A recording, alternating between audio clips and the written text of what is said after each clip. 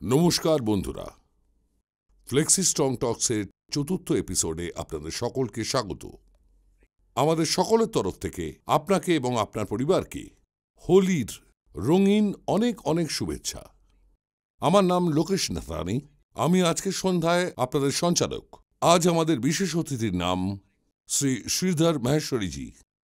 He is from Noida. তিনি সাইকোলজিতে MA এবং স্বর্ণপদক জয়ী। তার 1000 ঘন্টারও বেশি ইন্ডিভিজুয়াল কাউন্সেলিংয়ের অভিজ্ঞতা রয়েছে parenting, anxiety, anger management, depression এগুলোর ওপর। তিনি প্রতিনিয়ত আমন্ত্রণ পান বিভিন্ন school, colleges, corporate house, NGO থেকে কাউন্সেলিং এবং ওয়ার্কশপ করাবার জন্য। তাহলে আসুন বন্ধুরা, আজকের সন্ধ্যায় স্বাগত জানাই আজকের বিশেষ অতিথি, দ্য ইয়াং, দ্য ড্যাশিং এবং দ্য মাস্টার, মিস্টার শ্রীধর মহেশ্বরীজি। নমস্কার সবাইকে। ধন্যবাদ লোকেশজি সুন্দরভাবে আমাকে পরিচয় করানোর জন্য। আজ আমি নিজের ব্যাপারে এবং আমার কাজের ধরন নিয়ে কিছু বলবো। আমি একজন মনস্তত্ত্ববিদ। তো আমি আমার কাজের ব্যাপারে বলতে গেলে সংক্ষেপে এটাই বলবো যে জীবনের কিছু মূলনীতি আর তার খোঁজ খবর, সেগুলোর ব্যাপারে জানতে হবে, সেগুলোর ব্যাপারে কথা বলতে হবে, যেগুলো দিয়ে জীবনের সর্বোচ্চ সুখ আসতে পারে। সুতরাং যা বলবো সবটাই জীবনের মূলনীতি বোঝার উপরে নির্ভর করছে। প্রথমে আমি আসছি মা বাবার কী করা উচিত সে ব্যাপারে। এখানে মূলত 5টি নীতি আছে। আমি এটুকু বলতে পারি, এই নীতি প্রয়োগের মাধ্যমে সম্পূর্ণ সঠিক মা বাবার দায়িত্ব পালন হয়তো হবে না, কিন্তু আমি এটা বলতে পারি যে সেই পথে আমরা যে বড় ভুলগুলো করি সেগুলো এড়ানো সম্ভব হবে। আমি প্রধানত 5টা নীতিতে ভাগ করি। এখানে 5টা নীতির কথা বলবো যেগুলো সব থেকে বেশি গুরুত্বপূর্ণ। চলুন শুরু করা যাক। তো প্রথম যে নীতিটা, সেটা হলো আপনার বাচ্চার সঙ্গে আপনার সম্পর্ক। বাচ্চার জন্ম হয়ে গেল, এবার প্রশ্ন হলো এই, বাচ্চার সাথে আপনার সম্পর্ক কী? বাড়িতে আপনার এবং বাচ্চার পরিস্থিতি কেমন? বেশিরভাগ ক্ষেত্রেই মা বাবা ওই জায়গাটা একটা বড় ভুল করে থাকেন। ওনারা ভাবেন বাড়িতে ওনারাই হচ্ছেন আসল কর্তৃপক্ষ, এবং যেহেতু সে বাচ্চা তাই বাচ্চা তার অধীনে রয়েছে, কারণ বাচ্চা ওনাদের ওপরে নির্ভরশীল। কিন্তু এখানেই একটা বড় ভুল হয়ে যায়। আসলে বাড়িতে আপনাদের দুজনের জায়গাই একদম সমান। এই মানসিকতার জন্যই অনেক ধরনের অত্যাচার হয়ে যায়। কেন এটা হয় আমি বিস্তারিত বোঝাচ্ছি। ভেবে দেখুন, আপনার বাড়িতে আপনার স্থান যে সবার ওপরে, এটা আপনাকে বললটা কে? আপনার বাচ্চা আপনার পরিবারের সদস্য হওয়ার আগে মানব সমাজের একজন, জনসমাজের একজন। তো যেদিন সে জন্মালো সেদিন থেকেই তার কিছু অধিকার তৈরি হলো। আর আপনার কাছে এমন কোনো ভিত্তি বা তর্ক নেই যেটার মাধ্যমে আপনি বলতে পারেন আপনার বাচ্চার ওপর অধিকার রয়েছে বা আপনি তার কোনোভাবে মালিক। আপনাদের মনে হতে পারে আমরা বাচ্চাকে দেখাশোনা করছি, অর্থ ব্যয় করছি, তাহলে এর ওপর আমাদের অধিকার রয়েছে। আপনার কোনো অধিকারই নেই। আসলে অধিকারের জায়গায় আপনার কিছু কর্তব্য আছে। অন্যভাবে বলতে গেলে আপনি বাচ্চার জন্য কিছু করছেন। এই উদাহরণটা আপনারা সরকারের কাছ থেকে নিতে পারেন। যখন কোনো সরকার নির্বাচিত করেন, সেই সরকারের বা তার আধিকারিকদের আপনাদের ওপর কোনো অধিকার নেই। তাদের শুধু এটুকুই করার আছে, কয়েক বছরের জন্য তারা আপনাদের সেবা বা কর্তব্য করতে পারে, ওদের ডিউটি ওরা করতে পারে। ঠিক একই রকমভাবে আপনার বাচ্চার উপর কোনো অধিকার নেই, শুধুমাত্র 14, 15 বা 18 বছর পর্যন্ত তাদের প্রতি আপনারা কর্তব্য করতে পারেন। এটা আপনাদের নিজেদের ডিউটি। এই অধিকারটুকুই আপনার কাছে আছে কারণ আপনারা তার জন্ম দিয়েছেন। সমাজের অন্য কেউ ভালো করতে পারলেও ওদের কাছে এই অধিকারটা নেই। এটা আপনাদের কাছে একটা বিশেষ ক্ষমতা যে আপনারা নিজের বাচ্চাদের জন্য কিছু করতে পারছেন। তো এটাই আপনার অবস্থান। এটা যদি আপনি বুঝতে না পারেন, একটুও মালিকানা দেখান, তাহলে সম্পর্কে ভারসাম্য থাকবে না। এছাড়া সম্পর্কে চলে আসবে একনায়কতান্ত্রিক অধিকারবোধ। আপনি এমন কিছু এ ধরনের সিদ্ধান্ত নিতে থাকবেন যা বাচ্চার বেড়ে ওঠার পক্ষে অত্যন্ত খারাপ। তাহলে প্রথমেই বাবা মাকে বুঝতে হবে যে অধিকার আর সাম্যতার একটা কাঠামো আছে। ওকে, এটা আমার দ্বিতীয় কথা। অনেকেই ভাবেন বাচ্চা হচ্ছে একটা সাদা পাতার মতো, আর বাবা মা আর শিক্ষকের কাজ হলো তার ওপর কিছু লেখা, অর্থাৎ তাকে সঠিকভাবে শেখানো, তাকে সঠিকভাবে তৈরি করা। এই জন্য বাবা মায়েরা ভাবতে থাকে বাচ্চা যদি কিছু ভুল করে তাহলে তাকে মেরে ধরে ঠিক জায়গায় নিয়ে আসতে হবে, না হলে আমরা সমাজের সামনে বাচ্চাকে আনবো কিভাবে। এখানেও বাবা মায়েরা একটা খুব বড় ভুল করে থাকেন। আপনারা বাচ্চাকে যেভাবে দেখেছেন সেখানেই একটা মৌলিক ভুল থেকে গেছে। বাচ্চা আসলে একজন বুদ্ধিমান বা বুদ্ধিমতী মানুষ। আসলে তারা জন্মেছে বুদ্ধি, বিবেচনা, সমস্যা সমাধানের মতো কিছু বোধ বুদ্ধি নিয়ে, যা আপনারও আছে। আপনাদের দুজনের মধ্যে খুব বেশি পার্থক্য নেই, শুধু বয়স অনুযায়ী তারতম্য আছে। এটা না বুঝলে বাচ্চার প্রতি ব্যবহার আপনার আলাদা হয়ে যায়। একবার ভেবে দেখুন, বাচ্চা এমন কিছু করছে যেটা আপনি যা ভাবছেন তার সঙ্গে খাপ খাচ্ছে না, যেমন সে হয়তো হোমওয়ার্ক করছে না। এবার আপনি ভাবছেন এটা আমার কাজ, তাকে বকে মেরে কাজটা করিয়ে ঠিক পথে আনতে হবে। আপনি মনে করছেন এভাবে চলতে থাকলে তো বাচ্চা নিজের জীবনটা শেষ করে ফেলবে। বেশিরভাগ বাবা মাই ভাবেন আমরা যদি বাচ্চাদের নিয়ন্ত্রণ করতে না পারি তাহলে তারা নিজেদেরকে ধ্বংসের পথে এগিয়ে নিয়ে যাবে।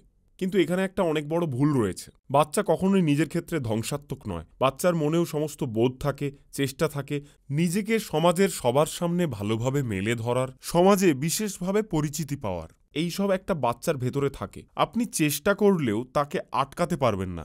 এর মানে এই দাঁড়াচ্ছে যে বাচ্চাকে আপনাকে শুধু একটা পরিবেশ দিতে হবে যেখানে সে ঠিকঠাকভাবে বেড়ে উঠবে। এর বেশি ভূমিকা আপনার আর কিছু নেই। আরেকটা গুরুত্বপূর্ণ কথা হলো, যদি আপনি দেখেন যে বাচ্চা বুদ্ধিমান এবং যুক্তিপূর্ণ কথা বলে তাহলে আপনি তার সঙ্গে সেইভাবেই কথা বলেন। অনেক বাবা মাই আছেন যারা বাচ্চার কথার গুরুত্ব দেন না। ওনারা ছেলে মানুষের কথা ভেবে মন দিয়ে তা শোনার কথা ভাবেন না। এটা করা উচিত না, কারণ বাচ্চাদের কাছে সেই কথাগুলোর যুক্তি আছে। তারা অনেক চিন্তা ভাবনা করে নিজের ঠিক কথাটা যখন আপনাকে বলছে আর আপনি তাকে কোনো গুরুত্বই দিচ্ছেন না, তখন শুধু সম্পর্কই খারাপ হবে না, বাচ্চার বেড়ে ওঠার উপরেও তার প্রভাব পড়বে। কারণ আপনি কি করলেন? আপনি বাচ্চাকে কথা বলার সুযোগই দিলেন না, তাকে ঠিকঠাক উত্তরই দিলেন না। সেই জন্যই আপনাদের উচিত বাচ্চার প্রত্যেকটা কথাকে গুরুত্ব দিয়ে শোনা, যেমন বাকি বড়দের কথা শোনেন, রাইট? তো এর থেকেই পারস্পরিক সম্পর্কের ভিত তৈরি হয়, সম্মান করতে শেখা তৈরি হয়। আপনি বাচ্চাকে যুক্তিবাদী ও বুদ্ধিমান মনে না করলে সম্মান দেবেন কিভাবে? সুতরাং এদের কথা শোনা বা সম্মান দেওয়ার প্রয়োজন নেই। এই ভাবনা থেকে সরে এসে তাদেরকেও সমাজের অন্য সম্মানীয় ব্যক্তির মতনই আপনাকে গুরুত্ব দিতে হবে, রাইট? এবার আমি তৃতীয় পয়েন্টে আসছি। তাহলে আমার আজকে তৃতীয় পয়েন্ট হলো, দাঁড়ান 1 মিনিট। তো হ্যাঁ, এই পয়েন্টটা হলো বাচ্চাদের আপনার আশা আকাঙ্ক্ষা পূরণ করা কখনোই কর্তব্যের মধ্যে পড়ে না। আসলে যখনই বাচ্চার জন্ম হয় তখন সাধারণভাবে অনেক আশা আকাঙ্ক্ষা তৈরি হয়। এই বাচ্চা যখন বড় হবে সে এটা করবে, পরিবারের মুখ উজ্জ্বল করবে, আমরা যা করতে পারিনি সেগুলো এ করবে। যেমন বাচ্চা হয়তো আগ্রহ দেখালো যে আমি গান গাইতে চাই। হয়তো আপনি গান গাইতেন, গায়ক হওয়ার ইচ্ছে ছিল কিন্তু হতে পারেননি। যখনই এবার বাচ্চা বলবে যে সে গান গাইতে চায়, তখন আপনি খুব খুশি হলেন, কারণ আপনি মনে করলেন বাচ্চাকে সঙ্গীতজ্ঞ তৈরি করা যেতে পারে। তাকে সঙ্গীত শিক্ষার ক্লাসে ভর্তি করালেন। 3-4 মাস বাদে বাচ্চা বলল যে এটা আমার ভালো লাগছে না। এটা বেশিরভাগ বাচ্চার ক্ষেত্রেই হয়ে থাকে। সে প্রথমে যেটা শিখতে চায় তারপরে একঘেয়েমি এসে গেলে সেটা আর ভালো লাগে না। কিন্তু তখন আপনি বলবেন যে না না না, তুমি তো গান শিখতে চেয়েছিলে, তোমাকে শিখতেই হবে। তখন আপনি তাকে সারাক্ষণ বলতে থাকবেন যে না, ক্লাসে যেতেই হবে। যেতে না চাইলে তাকে বকাবকি করবেন, মারধর করবেন। আর তারপর কি হবে? এবার বাচ্চা চাক বা না চাক, আপনি জোর করে তাকে সেই সঙ্গীত শিক্ষার ক্লাসে ছেড়ে আসবেন। এখানেই আপনাকে পিছিয়ে আসা দরকার এবং বোঝা দরকার আসলে কি হচ্ছে। আপনি কার আশা পূরণ করছেন? বাচ্চার আশা তো 3 মাসের জন্য ছিল, সেটা শেষ হয়ে গেছে। এখনকার ইচ্ছেটা কার? আর যদি ভালো করে ভেবে দেখেন আসলে কি হয়, আপনি বাচ্চার নাম করে নিজের আশা পূরণের চেষ্টা চালিয়ে যাচ্ছেন। আর সমাজ যখন জিজ্ঞেস করবে আপনি কি উত্তর দেবেন? এটা তো আমরা ওর ভালোর জন্যই করছি। আমরা তো চাইছি বাচ্চা যাতে পরে এটার জন্য আফসোস না করে, জীবনে যাতে সে সফল হয়। না, এখানেই আপনাদের থামতে হবে। বুঝতে হবে আপনারা আসলে কার স্বপ্ন বা আকাঙ্ক্ষা পূরণ করতে চাইছেন। আপনাদের মনে রাখতে হবে বাবা মার কাজ সম্পূর্ণ স্বার্থহীন হওয়া উচিত, অর্থাৎ নিজের ইচ্ছে বা আশা পূরণ করার ক্ষেত্র এটা নয়। বাচ্চা জন্মগ্রহণ করলো, এবার তার জীবন। যদি আপনার কিছু আশা আকাঙ্ক্ষা পূরণ করার বাকি থাকে তাহলে আপনার জীবনের এখনো অনেকটা বাকি আছে। আপনি নিজেই সেটা পূরণ করুন। আপনি চেষ্টা করুন, এখনো অনেক কিছুই আপনি অর্জন করতে পারবেন। বাচ্চার কাঁধের ওপর ভর করে সেই আশা আপনি পূরণ করতে পারেন না। যে যে জিনিসের জন্য আপনি বাচ্চাকে এগিয়ে দিতে চাইছেন তার থেকে পিছিয়ে এসে আপনাকে ভাবতে হবে এটা আমি কার জন্য করছি, নিজের জন্য না বাচ্চার জন্য। যদি সেটা নিজের জন্য হয় তাহলে দ্বিতীয়বার ভাবুন। বেশিরভাগ ক্ষেত্রেই আমি বলবো আপনি ভুল করছেন, এটা তখনই বন্ধ করা উচিত। এবার আমার চতুর্থ পয়েন্ট একবার দেখে নিই। হ্যাঁ, এবার আমি মূলত শৃঙ্খলার কথা বলবো। তো বাবা মায়ের প্রথমে একটা দ্বিধা তৈরি হয়, কোন দিকে যাব, এদিকে না ওদিকে, কতটা স্বাধীনতা নিজেদের বাচ্চাকে দেওয়া যেতে পারে। প্রথমেই আপনাকে ভাবতে হবে এই কর্তৃত্ব আপনাকে কে দিয়েছে, বাড়িতে শৃঙ্খলা বজায় রাখার সম্পূর্ণ দায়িত্ব আপনাকে কে দিয়েছে। তো আপনাকে প্রথমে বুঝতে হবে এই কর্তৃত্ব ফলানোর ক্ষমতা আপনাকে কেউ দেয়নি, কোনো আইনি অধিকার নেই আপনার সেখানে কর্তৃত্ব ফলানোর। আপনার কর্তৃত্ব শুধুমাত্র এই জন্যই আছে যে বাচ্চা ছোট আছে এবং ঘরের যা টাকা পয়সা, পরিকাঠামো যা কিছু আছে, ভবিষ্যতের জন্য আপনি সে ব্যাপারে সিদ্ধান্ত নিচ্ছেন মূলত বাড়ির পরিকাঠামোর জন্য। যে কর্তৃত্ব আপনি ফলাচ্ছেন সেটা আপনার অধিকার নয়, আপনার অতিরিক্ত সুবিধা। আর এই দুটোর পার্থক্য বোঝা খুব মুশকিল। যদি আপনি এটা অধিকার ভাবেন তাহলে আপনি যা খুশি করবেন। যদি আপনি ভাবেন এটা আপনি অতিরিক্ত সুবিধা পাচ্ছেন তাহলে আপনি অন্যভাবে কাজ করবেন। সুতরাং এই কর্তৃত্বকে আপনাকে খুবই সুচিন্তিতভাবে ব্যবহার করতে হবে। তো এটার মানে এই যে যে আপনার কাছে সিদ্ধান্ত নেওয়ার যে অধিকার রয়েছে, এই সিদ্ধান্ত যুক্তিসঙ্গত হওয়ার জন্য যথেষ্ট কারণ প্রয়োজন। আমি এজন্য এটা বলছি, বেশিরভাগ সময়ই আপনাদের বাড়িতে যে নিয়মকানুন থাকে সেগুলো সহজাতভাবে নেওয়া। যেমন আপনি আপনার ছোটবেলায় দেখেছেন যে আপনার বাড়িতে মা বাবা এগুলো করেছে, সেগুলোকেই আপনি আপনার বাড়িতে চালু করে দিয়েছেন। বা ব্যক্তিগত পছন্দ থাকতে পারে অনেক সময়, যেমন বাড়ি যেন পরিষ্কার পরিচ্ছন্ন থাকে। আমি যখন বাড়ি ফিরবো তখন যেন সবকিছু ঝকঝকে থাকে। আমাদের বাড়িতে নিয়ম যেন সব বাচ্চা সন্ধে 7টা বাজার আগেই ঘরে চলে আসে। শৃঙ্খলার নামে আপনি অনেক নিয়মই বানাতে পারেন, কিন্তু আপনাকে যদি কেউ জিজ্ঞাসা করে যে এই নিয়ম কেন, আর বাবা মাকে আমি কতবার জিজ্ঞাসা করি, তো তারা বলে এটা তো হওয়ারই কথা না, এরকমই তো হয়, আমাদের সময়ও এরকমই ছিল। তো এখন প্রশ্ন হলো যে এটার পেছনে আসল কারণ কি? কার্যকারণ এই জন্যই প্রয়োজন যে এই ঘটনার ফলাফল কি হতে পারে সেটা নিয়ে আপনাকে ভাবতে হবে। আমি যে কাজ করছি তার লাভ বা লোকসান কি হতে পারে, না হলে যে কেউ নিজের ইচ্ছে মতো সবকিছু চালাতে পারে। তো প্রতিটা সিদ্ধান্তকে অবশ্যই মেপে দেখতে হবে। আমি বাচ্চাকে একটা নিয়মের কথা বললাম, সে যদি সেটা না মানে তাহলে তার আসলে ক্ষতি কি হবে? আর যদি ক্ষতি না হয় তাহলে সেটা তার ওপরেই ছেড়ে দিতে হবে, রাইট? আর এই সিদ্ধান্তের মধ্যেই আমি শাস্তির ব্যাপারেও একটা কথা বলতে চাইছি। বাচ্চাকে কিভাবে শাস্তি দেওয়া হবে আর সেটা কতটা, সেটাও একটা বড় প্রশ্ন। আবার বলছি, শাস্তি দেওয়ার আসলে আপনার কোনো অধিকার নেই। শাস্তি আপনি এই জন্যই দিতে পারছেন, ভেবে দেখুন, এই জন্যই দিতে পারছেন কারণ আপনার হাতে অর্থের নিয়ন্ত্রণ রয়েছে। যেদিন বাচ্চা স্বাধীন হয়ে গেল আপনি কি তাকে শাস্তি দিতে পারবেন? না। সংবিধানে কি লেখা আছে যে বাবা মা বাচ্চাকে শাস্তি দিতে পারবে? নেই। শাস্তি হচ্ছে এমন একটা জিনিস যেটা অনৈতিকভাবে আপনি সহজাত অধিকার হিসাবে পেয়েছেন। যদি আপনি সেটা ঠিকমতো ব্যবহার করেন তাহলে সেটা সঠিক ফল পাবেন। কখনো কখনো বাচ্চারা অতিরিক্ত মাত্রায় কিছু জিনিস করে, কখনো কখনো বাচ্চারা এমন কিছু করতে পারে যাতে তার নিজের ক্ষতি হতে পারে, অন্য কারোর ক্ষতি হতে পারে। এই সময় আপনি বাচ্চাকে শৃঙ্খলাপরায়ণ হওয়ার কথা বলতে, অথবা আপনি বাচ্চাকে শাস্তিও দিতে পারেন, কিন্তু সেটার কিছু নির্দেশিকা রয়েছে যেটা বোঝা খুবই গুরুত্বপূর্ণ। সেটা হলো যে শাস্তি অস্থায়ী এবং সামান্য হতে হবে, এবং এর পেছনে এমন একটা কারণ থাকতে হবে যে তুমি এই নিয়ম ভেঙেছিলে অথবা এই ভুল কাজ করেছিলে, সেই জন্য তোমাকেই এর ফল হিসাবে শাস্তি পেতে হবে। শাস্তির কারণ যেন এটা কখনোই না হয় যে তুমি মূর্খ, বেয়াদব, এই জন্য তোমাকে শাস্তি দেওয়া হলো। এখানেই বাবা মায়েরা ভুল করেন। দ্বিতীয় আরেকটা ভুল করেন যে বাবা মা শাস্তির নামে বাচ্চার উপর প্রতিশোধ তুলতে চান। বাচ্চার উপর এতটাই রেগে যান যে তাকে উচিত শিক্ষা দেওয়ার রাস্তা খোঁজেন। এক সপ্তাহ তোমার ফোন নিয়ে রেখে দিলেই বুঝতে পারবে বাবা মাকে কি করে সম্মান দিতে হয়। একসময় বাবা মায়েরা শাস্তির মাধ্যমে নিজের ভেতরের রাগটাকে বের করতে চান। এটাও একটা মস্ত বড় ভুল। এটা ক্ষমতা এবং কর্তৃত্বের অপব্যবহার। শাস্তির এক এবং একমাত্র ব্যবহার হওয়া উচিত, আমি যদি এখন বাচ্চাকে শাস্তি দিই তাহলে কি সেটা তার জন্য সত্যিই উপকারী হবে? বাচ্চার বিকাশের জন্য, উন্নতিকরণের জন্য, নিরাপত্তার জন্য এটা কি প্রয়োজন? তো এটা আপনার ব্যাপারে নয়। যদি এটা আপনার নিজের পছন্দের জন্য দেওয়া হয়ে থাকে তাহলে সেটাও মস্ত বড় একটা ভুল। আর এই শাস্তিটা যেন অবশ্যই যুক্তিসঙ্গত হয়, কারণ যদি লোকজন আপনাকে জিজ্ঞাসা করে আপনি যে শাস্তি দিলেন তার পেছনে কি যুক্তি আছে, তখন কিন্তু সবাইকে বোঝাতে হবে। কিছু লোক যাতে বুঝতে পারে এটা যেন আপনার মনে তৈরি করা না হয়, রাইট? এটা বোঝা খুব গুরুত্বপূর্ণ। আর যদি আপনি সেটা না করেন তাহলে অস্থায়ীভাবে হলেও বাড়িতে অনেক কিছুই ধ্বংস করে ফেলবেন। আমি এমন অনেক জায়গাতেই দেখেছি সেখানে সাংঘাতিক রকমের শাস্তি দেওয়া হতো। ছোট ছোট ভুল হলো, একদিনের জন্য ঘর থেকে বেরোনো বন্ধ হয়ে গেল।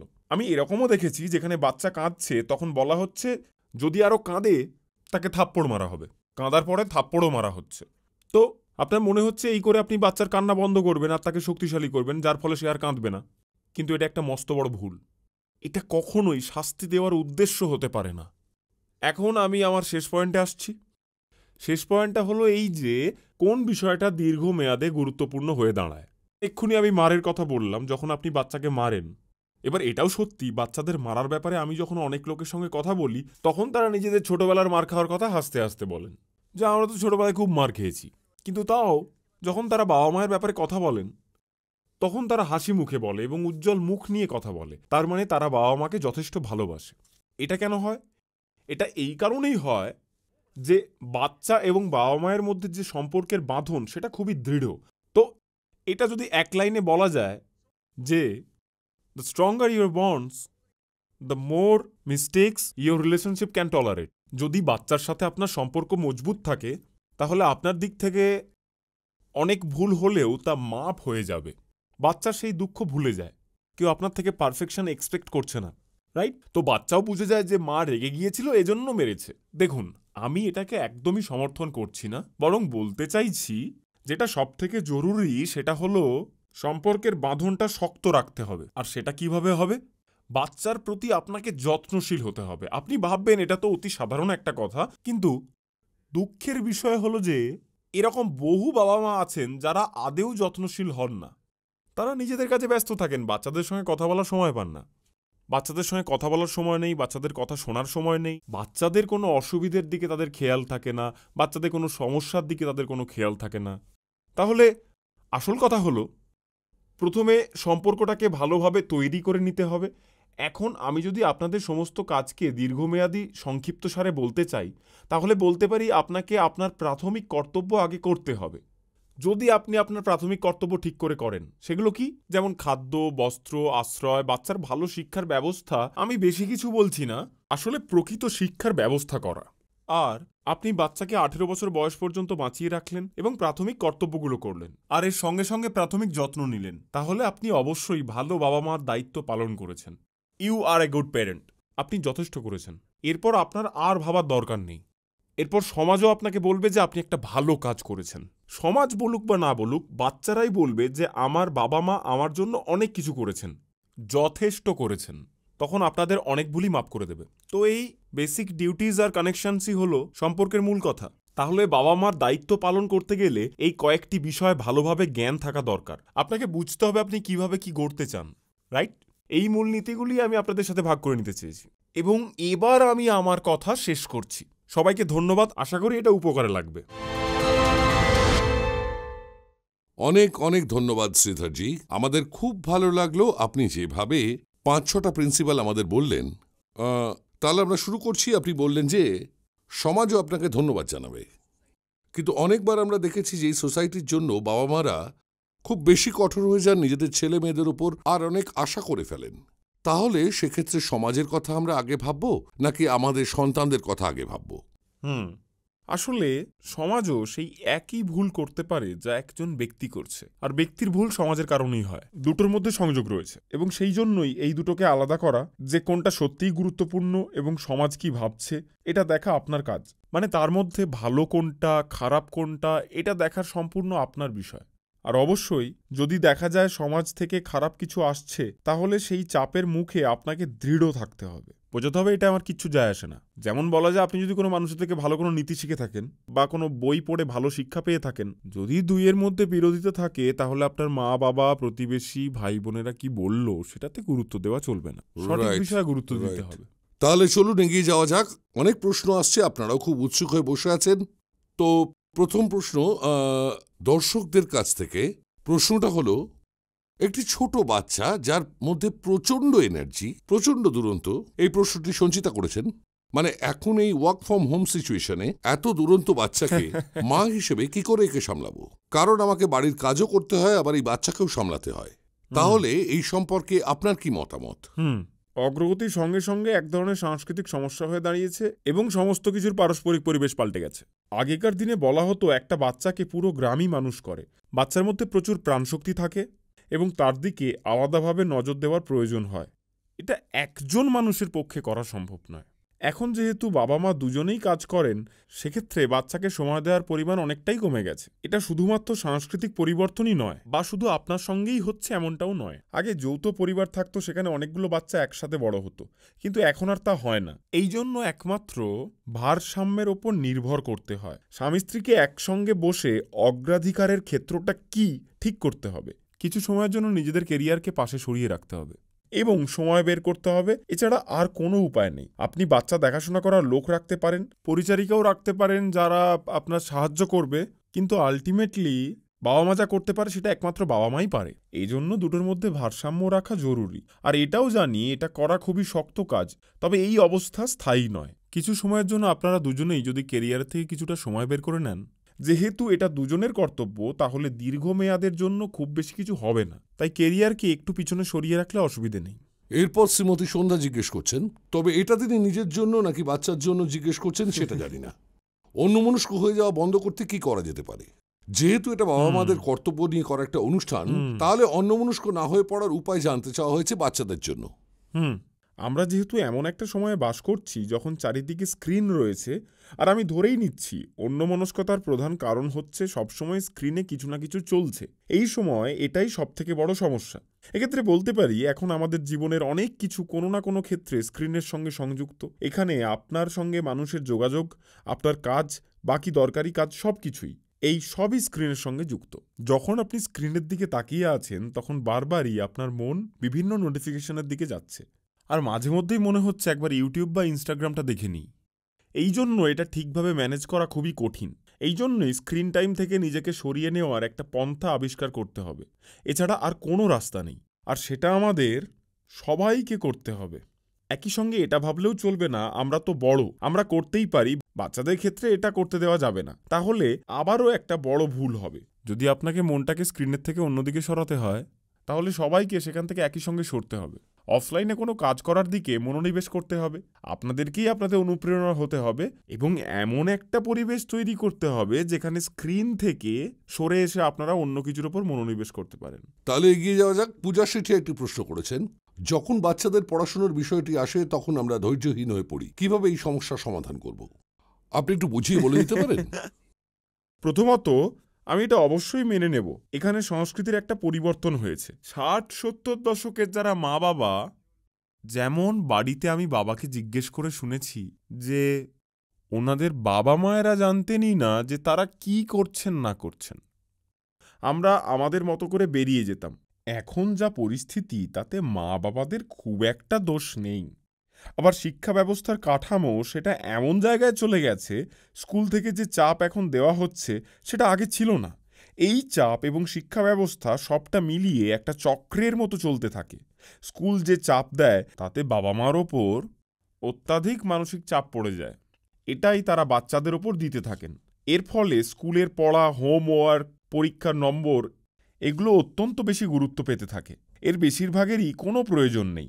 এর ফলে আসল যেখানে মন দেওয়ার কথা, যে বাচ্চা এমন কিছু শিখুক যেটা পরে তার কাজে লাগবে, কোনো একটা বিষয়ে বিস্তারিতভাবে জ্ঞান লাভ করুক যাতে সে পরে সেটা নিয়ে কোনো কাজ করতে পারে অথবা তার কর্মসংস্থান হয়, এটাই শিক্ষালাভের প্রধান উদ্দেশ্য। কিন্তু এখন সেই উদ্দেশ্য পাল্টে গেছে। প্রথমেই নিজের মাথা থেকে এই বড় পাহাড়টা সরিয়ে দিতে হবে। আমি এই ইঁদুর দৌড়ের মধ্যে ঢুকবই না। যদি আমি 5-10% নম্বর কমও পাই তাহলেও বিশেষ কিছু ফারাক হবে না, কারণ জীবন অনেক বড়। প্রথমত এটাকে নিয়ে এত ভয় পাওয়ার কোনো কারণই নেই। প্রথাগত শিক্ষায় বর্তমান সংস্কৃতিতে নম্বরের ওপর অত্যধিক গুরুত্ব দেওয়া হচ্ছে, কিন্তু তা অর্থহীন। আপনাকে এর বাইরে থাকতে হবে, না হলে আপনি পাগল হয়ে যাবেন, বাচ্চাও পাগল হয়ে যাবে। আপনি দেখবেন যাই করে নিন না কেন নম্বর আপনার একই আসবে। কি যেন বলছিলেন? না মানে প্রশ্ন ছিল, বাচ্চা ঠিকঠাক পড়াশোনা না করলে মাথা গরম হয়ে যাচ্ছে, সেটা কি করে সামলাবেন? এটুকু অন্তত বলা যায় যে উনি মেনে নিচ্ছেন যে এরকম কিছু হচ্ছে। হ্যাঁ, এই জন্যই বলছি গুরুত্ব যদি কম হয়ে যায় তখন রাগের পরিমাণটাও কমে যাবে। ধরুন বাড়িতেও যে ছোটখাটো ঘটনা ঘটে, বা ধরুন বাচ্চা খেতে খেতে প্লেটে কিছুটা রেখে দিল, তার উপর আপনি ততটাও রাগ করবেন না। আপনি ভাববেন না ঠিক আছে একটুখানি ফেলে দিয়েছে, পরে আর এরকম করো না। মাথায় যতটা বেশি বোঝা চাপবে ততটাই রাগ আসবে। এজন্য এই চাপটা কমানো দরকার। আর একটা কথা বুঝতে হবে, আপনার এই রাগের জন্য বাচ্চার খুব একটা লাভ হচ্ছে না। পরে যদি একটা নেতিবাচক পরিবেশ তৈরি হয়, বেশি মানসিক চাপ থাকে, ভেতরে ভেতরে একটা উদ্বেগ তৈরি হবে। বাচ্চার মধ্যে পরীক্ষা নিয়ে ভয় কেন আসে? তার প্রধান কারণগুলোর মধ্যে থাকে মা বাবা বকতে পারে, শিক্ষক শিক্ষিকা বকতে পারে, আমাকে নিচু চোখে দেখা হতে পারে, এইসব ভেবেই ভয় তৈরি হয়। আপনি যত রাগ করছেন তার ওপর, তাকে আরও নিচে নিয়ে যাচ্ছেন। তাকে হেল্প তো করছেনই না, তার ভয় আরও বাড়ছে। আপনি তাকে সেখান থেকে কোনোভাবেই ওঠাতে পারছেন না। প্রথমত এতটা চিন্তিত হওয়ার কোনো কারণই নেই। দ্বিতীয়ত শুধুমাত্র বিষয়টার ভেতরে থাকুন, এটুকুই। বাচ্চারা বোঝে যে বাবা মা এটা নিয়ে যখন প্রশ্ন করছে তার মানে বাবা মা বিষয়টা জানে, আর এটাই অনেকটা কাজ করে দেয়। সন্ধ্যাবেলা তাদের নিয়ে 15-20 মিনিট বসুন, আজ কি হলো, কি বুঝলে, 4-5টি প্রশ্ন করুন, বিষয়টির সঙ্গে আপনি যুক্ত থাকুন, পারলে সে ব্যাপারে কিছু সাহায্য করুন, ব্যাস এটুকুই আপনার কাজ, আর কিচ্ছু প্রয়োজন নেই। এটাই মূল নীতি যা আপনাদের মানা উচিত। যখন প্রশ্ন করা হবে এইটা যেন কখনো যেন বোঝানো না হয় যে হ্যাঁ, একদম। আমি তোমার থেকে উঁচুতে আছি, আমরা অভিভাবক আর তুমি হচ্ছ বাচ্চা, না হলে সে আবার কোণঠাসা হয়ে পড়বে।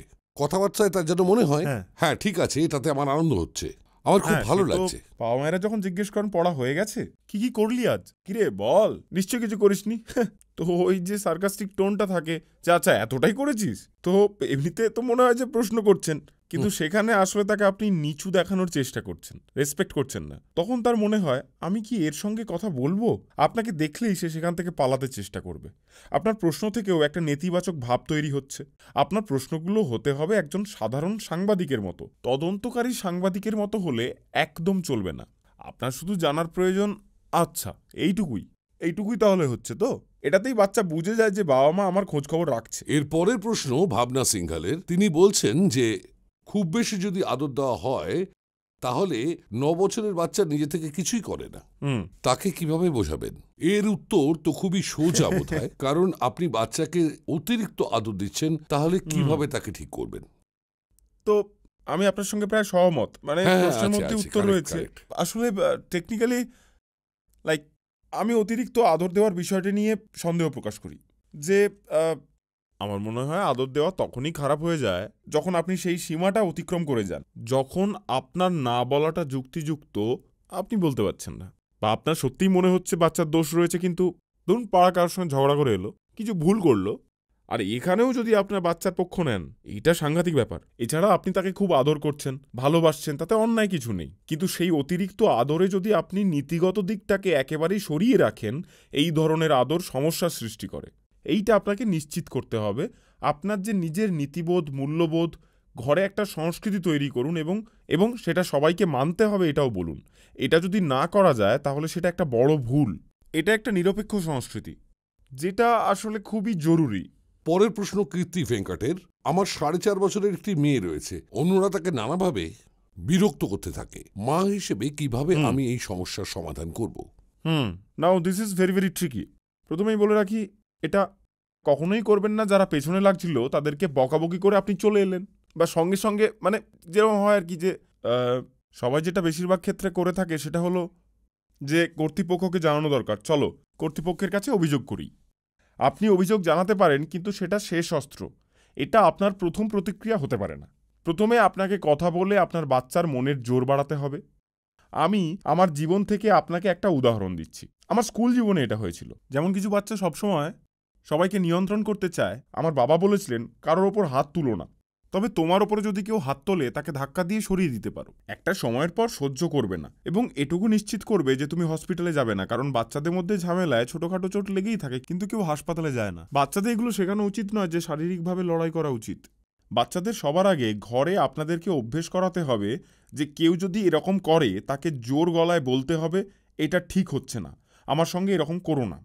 যদি সেই জায়গা থেকে পালাতে হয় তাও শেখান। সেখানে কিভাবে সে মানিয়ে নেবে তা শেখান। অর্থাৎ লড়াই বা পালানো দুটোই শেখাতে হবে। সবসময় দুটো ঘুষি মেরে লড়াই হয় না, অনেক সময় জোর গলায় দুটো কথা বললেও বিপক্ষ পালিয়ে যায়। বাচ্চাটিকে সেই দক্ষতা অর্জনের পথে এগিয়ে নিয়ে যেতে হবে। কতটা পর্যন্ত তাকে এগোতে হবে, কোথায় থামতে হবে, এবং কর্তৃপক্ষের কাছে কিভাবে যেতে হবে, এগুলো শেখানো উচিত। প্রাথমিক বিষয় ভেতরে শক্তি তৈরি করা। নীলুজির সমস্যা হচ্ছে এই যে আমরা কিভাবে বাচ্চার মধ্যে সঠিক খাদ্যাভ্যাস করব, তার তো সবসময় বাইরের খাবারই প্রয়োজন। হ্যাঁ, প্রথমে আপনি নিজে কি খাচ্ছেন সেটা দেখুন, বাইরের খাবার কেন ঘরে আসছে সেটা আগে ভাবুন। একটু ভাবুন। আমি আমার ছোটবেলা থেকে একটা উদাহরণ দিচ্ছি। আমার মনে আছে আমার বাবা এই ব্যাপারটাতে খুবই সাফল্য পেয়েছিলেন। সবার আগে উনি আমাদের এটাই শিখিয়েছিলেন, খাদ্য এবং কুখাদ্যর মধ্যে পার্থক্য কোথায়। বাইরের খাবার কুখাদ্য কেন, এটা বুঝিয়েছিলেন যে এই খাবার খেলে কিভাবে উচ্চ রক্তচাপ, কোলেস্টেরল এগুলোর ওপর প্রভাব পড়ে, ফাইবারের গুরুত্ব কি, পুষ্টি কি কাজ করে, এই সমস্তই সেই শিক্ষার মধ্যে ছিল। এরপর আমি নিজের বাড়িতেই সব খাবারের ওপর নজর রাখতাম। যখন মা বাবা কখনো বাইরের খাবার খেতেন, আমি তাদেরকে বলতাম, এসব কি খাচ্ছ, এটা ঠিক নয়। এটা এজন্যই সম্ভব হয়েছিল। প্রথম পদক্ষেপ হলো বাচ্চাদের সঙ্গে বসে তাদেরকে বোঝান। ইন্টারনেট থেকে তাদের বিভিন্ন আর্টিকেল পড়ান। আমাদের ছোটবেলায় রিডার্স ডাইজেস্ট নামে একটি বই ছিল, যেখানে এই ধরনের আর্টিকেল বেরোতো। প্রথমে তাহলে দেখে বোঝাতে হবে কেন এগুলোকে কুখাদ্য বলা হচ্ছে, দীর্ঘমেয়াদে এই খাবার খেলে কি কি হতে পারে, এর মধ্যে কোনগুলো খেলে ক্যান্সার হওয়ার সম্ভাবনা, এই ধরনের খাবার আমাদের রোগ প্রতিরোধ ক্ষমতাকে কতটা প্রভাবিত করে, যা যা তথ্য দেওয়ার আছে সেগুলো তাদের জানাও। তোমার নিজের জন্য তোমাকে এই অভ্যেসটা তৈরি করতে হবে এবং নিজেকে আদর্শ হিসাবে উপস্থাপিত করতে হবে যে দেখো, আমি সুখাদ্য খাচ্ছি। জীবন সুন্দরভাবে চালাতে গেলে কিছু কিছু পরিবর্তন করা প্রয়োজন। সাধারণভাবে বলা হয় কম খাও, পুষ্টিকর খাও। তুমি নিজে করলে তোমার বাচ্চাও সেটা ভালোভাবে শিখবে। তাদেরকে কারণগুলো বোঝাও, তাহলে সব ঠিক হবে। নাজিয়াজির প্রশ্ন হচ্ছে, আমার বাচ্চা বয়ঃসন্ধিতে পৌঁছচ্ছে আর নিজের দুনিয়াতেই সে থাকছে। মা হিসেবে আমি এটাকে কিভাবে সামলাবো? কারণ আমাদের মধ্যে কথাবার্তা খুবই কম হয়। এখান থেকে মনে হচ্ছে আমাদের দুজনের মধ্যে এই দূরত্ব কমবে না, বাড়তেই থাকবে। কিভাবে আমি এই পরিস্থিতি সামলাবো? খুব ভালো এবং ইম্পর্টেন্ট প্রশ্ন, খুব কমন প্রশ্ন এটা। এর জন্য বয়ঃসন্ধিতে কি ধরনের চিন্তাভাবনা চলে সেটা একটু বুঝতে হবে। বয়সের এই সময়টা মানে বয়ঃসন্ধিকালটা একটা ধাপ পেরোনোর সময়। এই সময় আপনার গুরুত্ব সাধারণভাবেই কমে যায়। যদি সেটা হয় তাহলে বুঝবেন আপনার বাচ্চা ঠিকই আছে। যদি সে আপনাকে অবজ্ঞা করে তাহলে বুঝবেন ঠিক আছে, কারণ এই সময় তার মধ্যে একটা আলাদা ব্যক্তিত্ব তৈরি হচ্ছে। মা বাবার থেকে আলাদা হয়ে সে একজন মানুষ তৈরি হচ্ছে। বড়দের দুনিয়াতে পা ফেলার আগে এটা একটা ধাপ। যদি সে আপনার সঙ্গে বেশি কথা বলে বা আপনার উপর নির্ভরশীল হয় তাহলে কিন্তু সে বড় হচ্ছে না। আপনাকে ছেড়ে সে যদি বন্ধুবান্ধবের সাথে, সংস্কৃতির সাথে স্বাচ্ছন্দ্য বোধ করে তাহলে সেটা ভালো। এটা খুবই সাধারণ একটা স্বাভাবিক পদ্ধতি। এই সময় তারা স্বাভাবিকভাবেই আপনাদের সাথে বেশি কথা বলতে চাইবে না। আপনাদের সামনে আসতে তাদের বিড়ম্বনা হবে। ভালো খবর হচ্ছে এটা বেশি দিন স্থায়ী হয় না, আবার তারা ফিরে আসে। যখন তাদের জীবনের কঠিন সত্য তাদের সামনে আসবে, 20 বছর পেরিয়ে গিয়ে যখন সে দেখবে বন্ধুদের যতটা ভালো ভেবেছিল আসলে তা নয়, আসল ভালোবাসা তো বাবা মাই দেয়, তখন দেখবেন তাদের কৃতজ্ঞতা ফিরে আসবে। ধীরে ধীরে দেখবেন তারা আপনাদের কাছে ফিরে এসেছে এবং সম্পর্ক স্বাভাবিক হয়ে গেছে। কখনোই ভাববেন না এটা একটা স্থায়ী ব্যাপার, এটা কিছুদিনের জন্য। কখনো সব সময়ের জন্য সম্পর্ক হারিয়ে যাবে না। তাহলে আজ এখানে আমরা প্রশ্নোত্তর পর্ব শেষ করছি। তবে যাবার আগে আমি শ্রীধর বাবুকে অনেক ধন্যবাদ জানাচ্ছি। আপনার সঙ্গে কথা বলে আজ আমি অনেক কিছু শিখতে পেরেছি। তাহলে এগোনো যাক। আর আমি লোকেশ নাথানি, শ্রীধরজি, ফ্লেক্সি স্ট্রং টক এবং শ্যাম স্টিলের তরফ থেকে আপনাদের সবাইকে আরেকবার হোলির রঙিন এবং ভালোবাসায় মোড়া শুভেচ্ছা জানাচ্ছি। যেতে যেতে আরও একবার বলছি, সুস্থ থাকুন, ভালো থাকুন আর সবসময় হাসতে থাকুন। নমস্কার।